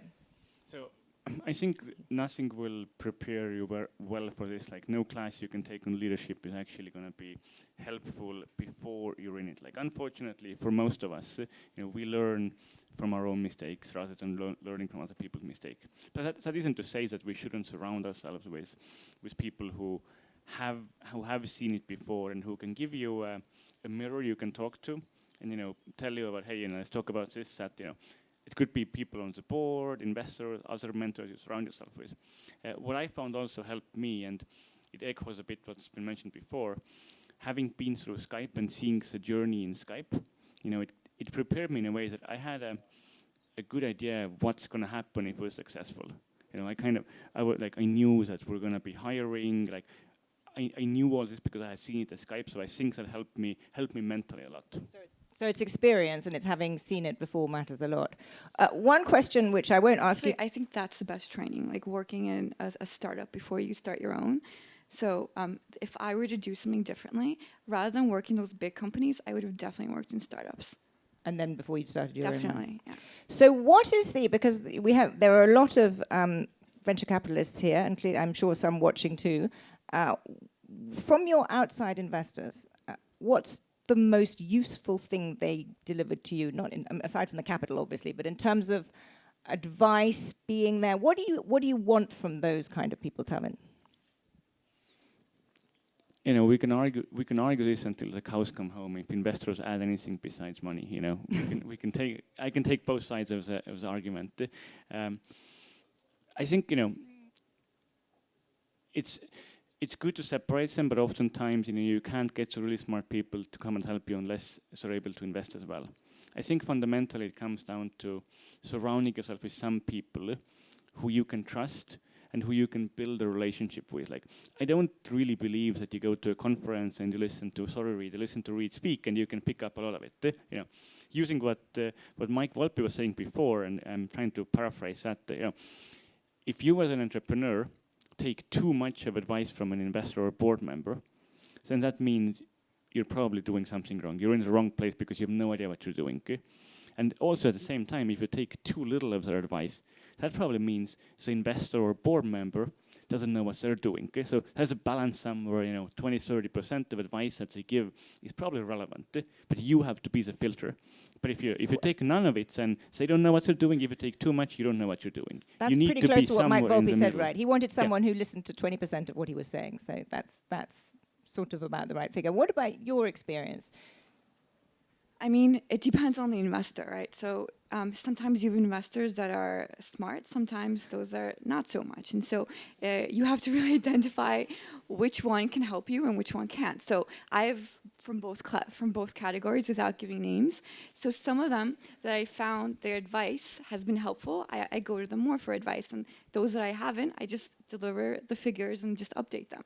So but the ones that I felt most useful, and as an entrepreneur, who would I get capital from is people who've done it before, people who have other companies have done it before, and they can connect you to other founders. So that's what I found very helpful. Like rather than these big tech conferences, the most helpful conferences is when the investor invites the other startups, and you can learn from them and connect with them in a much more intimate way. Because in these big tech conferences, everyone talks about how great they're doing, not all the challenges. So, but when you talk with the other founders in a small environment, so like on conference stuff like that, I think is really helpful. I mean, you end up having friends, and as a founder, especially if you don't have co-founders, it's pretty lonely, and you get to have a mirror and talk to people. So I think having that type of investor is very helpful. So another subject that came up this morning, we talked about Europe's, there was the Silicon Valley stereotype that we all care too much about work-life balance in Europe. But there was also the comment made that there was insufficient people with extreme ambition, and that might explain why there were so few unicorn companies, along with the other reasons we discussed. Do you think that's the case? I mean, I imagine that you're both people with extreme ambition. What is your vision for where your companies are going to be? And is it a global vision? What kind of where do you, let's say, Demet, I'll start with you, 10 years time, where are you going to be? What is Trendyol going to be? So right now we're just serving our customers in our own country, and in the near future we want to be regional and hopefully a global company. But to get back to your first part of the question, in terms of does Europe have the perseverance or the grit that we see in other areas of the region? Although there's extreme exceptions, that there's both, right? So there's the people who want to be an entrepreneur because they think they work for themselves and they can get rich quick and it's a great lifestyle. And then there's the ones who have a lot of ambition and they're just really paranoid and working on that. So I think in Europe, as well as the States, I think there's both. I mean, when I go to San Francisco, because my investors are there, I see some startups that are really fancy offices and massages and all those things, and they leave off at work at 5. I see this in the US. I see this in Europe. I see it in Berlin as well. And I think it's all over the world. I think it's really about not what culture you come from, but I think it's more about how you set an example as a founder and how you set the company's tone. And I think that's important. I think I see the range out everywhere. And so in Europe, for example, Luciana mentioned about UiPath, like there are 300 people based in Romania serving 1,000 enterprises globally, and they're super, super hardworking. So you can see that, whereas you can see the cushy work style as well. So I think it's really spanning across the world in different ways. Tavit, what's your perspective, and where's TransferWise going to be? We're still at the very beginning. We have 15% market share in UK, which is pretty cool. I don't think there's another fintech company in the world with a similar number, but the next step is 25% in UK, and then getting to 15% in the top 15 markets. We won't stop until all of finance has been digitized, and your only bank branch that matters is going to be your smartphone in the pocket. But ambition in Europe, I think there is a ton of it. You look around now with Spotify is listing, Farfetch, IDN. So there's so many great companies in Europe today. We've never been in such a great position. And if you look at the amount of core talent coming out of universities, it's the biggest number in the world. So, if anything, we should be actually inviting people from US and China to come to Europe because we have lots of people who are really smart. Maybe we need, if there are more founders who can then take the people that we have, there's going to be lots of great things being built in Europe over the coming decade. And also there's less distraction. I think when you're in like a global tech hub, it's really hard to focus your talent on it because there's always the next company that raised $1 billion that's going to poach your best engineers. So I think actually not being in those tech hubs and being here, particularly Eastern Europe and Turkey, I think there's a lot of opportunity for focus. And we all know whatever business you're doing, focus is very important. And I think there's less distraction, which is maybe great for building the next unicorns. So this is a really interesting response to the earlier conversation. And I'm going to ask if there's any questions, but then, Reid, I'm going to pick on you and ask you for your response to that, because it seems to me we can then have a within morning conversation. But before I ask on Reid, is there anybody else? Yes, that gentleman there. Hi, Maurizio Migliore from Touchless Automation, a Swiss startup. We were talking about families before, and one part of the family is your co-founder. So which is the, let's say, the trait of a very good relationship with a co-founder, and which is the ugliest moment you had with a co-founder? That's a great question. Who wants to go first? Have it. So you want people who are complementary in an ideal world, but then again, I think having agreeing on the vision and culture is super important.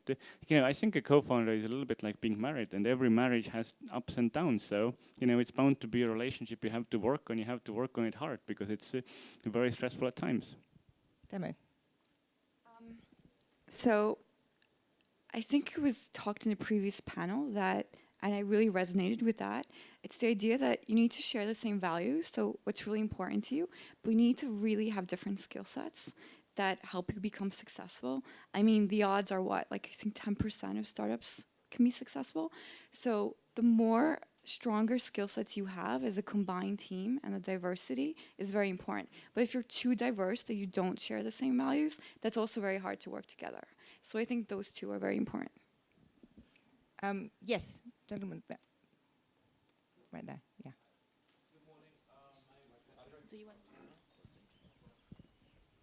Hi, thank you so much for your responses. I found them extremely enlightening as a entrepreneur, as I like to call myself at this stage. My name is Patrick Mashikeni. I'm from Zimbabwe. I am a co-founder of a fintech company trying to solve our current liquidity crisis. And just to touch again, sorry, on your point of selecting funding from investors, I just want to agree on the cultural coherence and the philosophical way of looking at things. But then, what about just their personality? So we spoke about being in the troughs of almost going insolvent and having a deep challenge. If you were offered the exact amount of money that you need from an entrepreneur to survive, and this is your last option left, but he was just not a nice person. By not a nice person, I mean not very respectful and not loving to everyone and anyone that they meet. What would you do and why? Gosh, wow. Let's have it. So think of someone really horrible. I won't ask you to name him or her. And you're on your last, euros, pounds. Would you take money? If the person is really horrible, then of course not. You're better off starting over again. Demet, what's your view? Super hard. It's a hard one. No, that's a hard question. But it depends on how horrible they are. I mean, if they're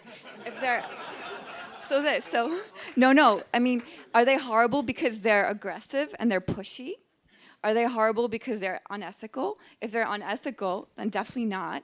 But if you think they're horrible because they're pushy, they're demanding, they're going to ask a lot of questions as an investor, then, and if that's the only way to survive, then, I mean, it really depends. You can't just really say yes or no to something like that.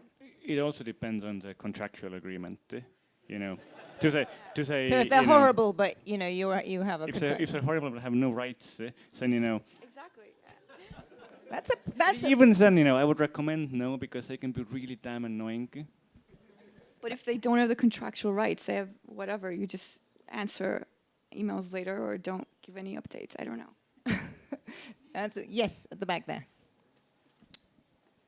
Gentlemen, if you just keep your hand up so that we can see with the microphone. Yeah. Hi, I'm Alex Pitchler from Bolzano in the Dolomites. If you would become an investor tomorrow, what would you pretend in a startup to see before you invest? I didn't get the question. If you were an investor tomorrow, what would you want to see in a startup before you invest? What would be the key things you would be looking for? Founder. That's pretty much it. I mean, is the founder committed? Are they really passionate? Do they have the skill set? Like, that's all I would look at. If it's seed, I mean, really, that's the only thing that exists, right? Tavin. So obviously it's a founder and team, but something which has crystallized to me looking back at Skype and TransferWise is really a question of building a solution which is 10 times better than the status quo. So with Skype, replacing annoying phone calls where you have to call the operator with a free-to-use application with high quality, it is obviously 10 times better. Same thing with TransferWise, making it 10 times cheaper, making it faster and easier to use. So, you're looking at a product which is an order of magnitude better, because then you're also going to have viral growth. Then you have a product which will start spreading on its own, and you don't have to worry about paying an arm and a leg for marketing. And then, a big market helps, and obviously a big market in the sense of what a market can become versus, the limos that it is today. Absolutely. We're now getting lots of questions, which is great. So I'll wrap there. Yes, gentleman there. Yes. Go ahead. Thank you, Jack Schorsch, founder, IM Systems hardware company. And I've got a question about the stage you're going from. You're sort of getting out of early startup and you're getting ready to scale. Assume your team is these sort of early stage guys. They've never scaled anything before, and you need to go out and find one piece of talent to help you scale. What are you looking for in that person? Sort of not saying just how do you scale, but really what's the most important thing you guys would look for? So the one key talent person to scale. What are the you're asking what are the skills needed to scale? Yeah, it's not all the skills, but it's the one particular thing that you have seen is the most important thing for getting to scale. So given that I have no idea who you have already in the team, find someone who is the quickest learner. What would you? Again, it depends on the skill set you currently have. So identify the gap that you have that's going to prevent you from scaling great. And so looking at your team members and their skill set, what is the thing that's missing and what do you really need? And so, there's different skill sets and values that you look at that should be for everyone. It's not just one person. So whether it's being a good person, teamwork, values, hardworking, etc. Like on top of all of that, look for the particular skill set that's missing. Any more questions? Any Thank more you. questions from the women founders here? We haven't had any. Yes. One here. Sorry, there's two. Brilliant. Great. Thank you. You first and then you. Go ahead. Lady here, second row. Oh, thank you, but I don't have so much of a woman question, rather to No, it's not that, hiring. I just wanted to Even make sure better. it wasn't There are no woman questions. Even better, we shouldn't There are have. I questions. just didn't want only men asking questions. First of all, thank you for honesty and thank you for sharing with us your input and ideas. I have a question referring to the previous topic and human resources.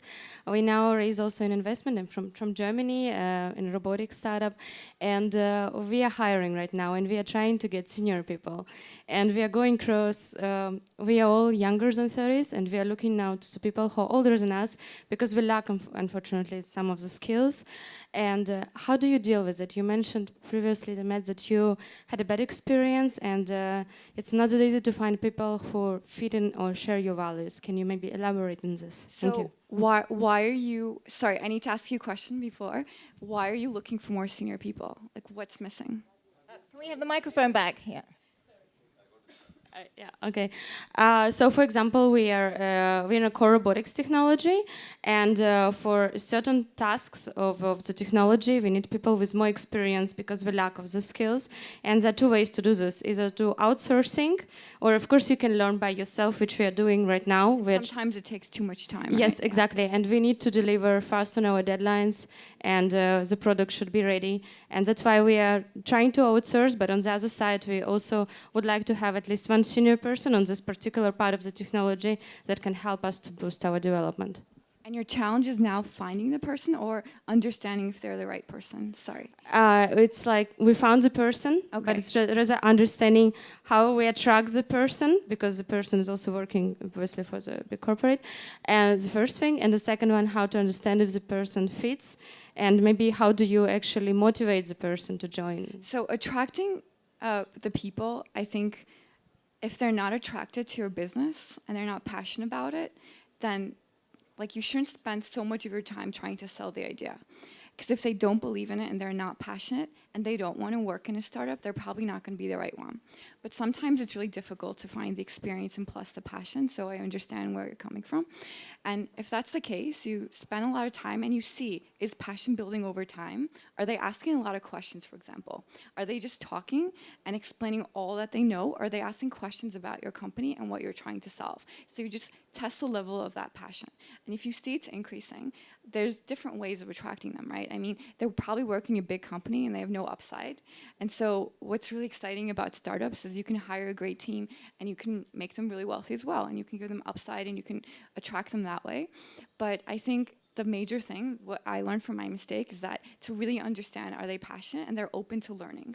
Because no matter what age you are, when you start at a new company, you have to learn. Even if it's the same industry, things are conducted differently. People are different. So how open they're learning, how passionate they can get about your business, I would look at. Thank you. Lady over there, that one last question. Yeah, so actually we wanted to encourage gender diversity here, but I think that it was assumed positive intent, but actually you just asked the woman here, how does she handle work-life balance? So actually my question is for you, Tavet, how as a father to young kids, how do you handle being a father and a CEO for such a growing company? It's hard, but I think it comes down to having a team at home, so making sure you have support at home, and then really kind of planning your time and setting aside time for home, for kids, and for family.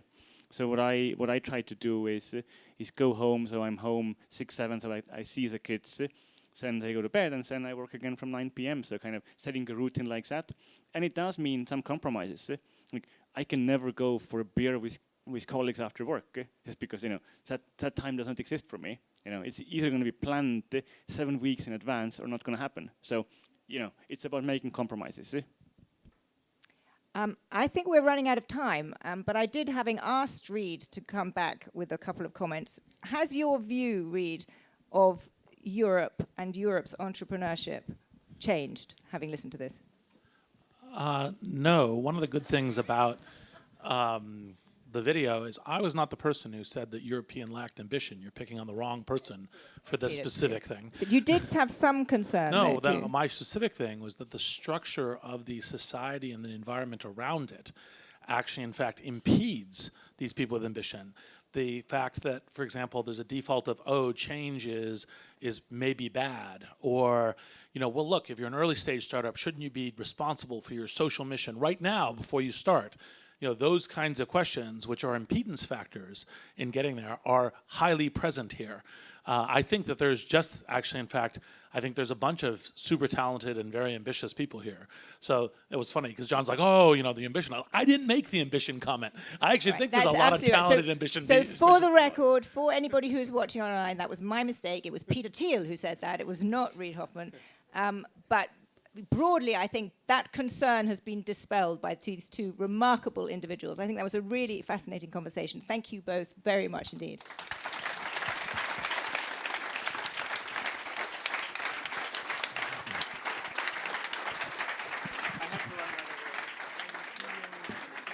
Thank you, Zani. I'm just going to have a couple of logistics to announce before we conclude the session. The first thing, like all of you have the networking lunch immediately following this. So you can just exit, go through the foundation doors, and go to the ground floor, all right? And then you have the buffet over there. We are not going to be seated around tables and everything. It's a networking lunch. So, the second thing is today we are going to also launch the Alumni Association of the School of Entrepreneurship today evening. So for those of you who don't have early flights and who are in Torino at 6 o'clock, we welcome you to join us in the garden.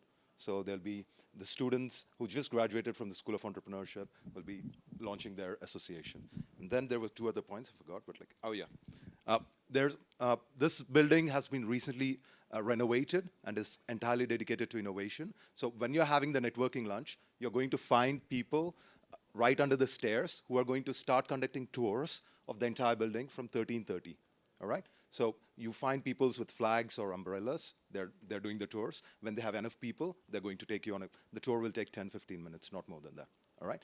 And the final thing the video of this, like there's 2 videos because Facebook does only 4-hour videos. So we did 2 videos of the event today. We shared it on our Facebook page. If you want to share it, if you want to rewatch it, I missed a lot of the event, unfortunately. So I'm going to rewatch it. If you want to rewatch it, you can have it over there. Yep. And I just want to say one thing. I'm actually writing about startups, right? If you're an entrepreneur, you're doing a startup, come and pitch me. That's my job. Okay? See you.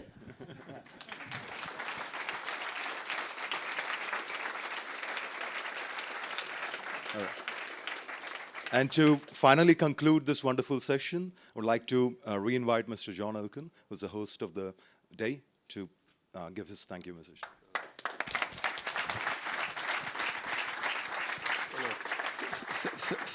Thank you to all of you who came from far. I'm very happy. I'm very happy because I was worried that we'd end up saying banalities and that we wouldn't really make any progress. And I've learned a lot of things, and I come away very encouraged that there's a lot of things that we can do in Europe, that we need to be more welcoming. And the fact that we had people coming from different places in the world here today is a sign of that. I really want to thank you all for having made this happen, and I really would like you to stay close to the School of Entrepreneurship and Innovation. This school is not intended to teach people to be entrepreneurs, because we know that it's impossible to teach that, but we want people to raise the awareness of how this is important and the confidence. So please help us in this. Thank you very, very much to all of you.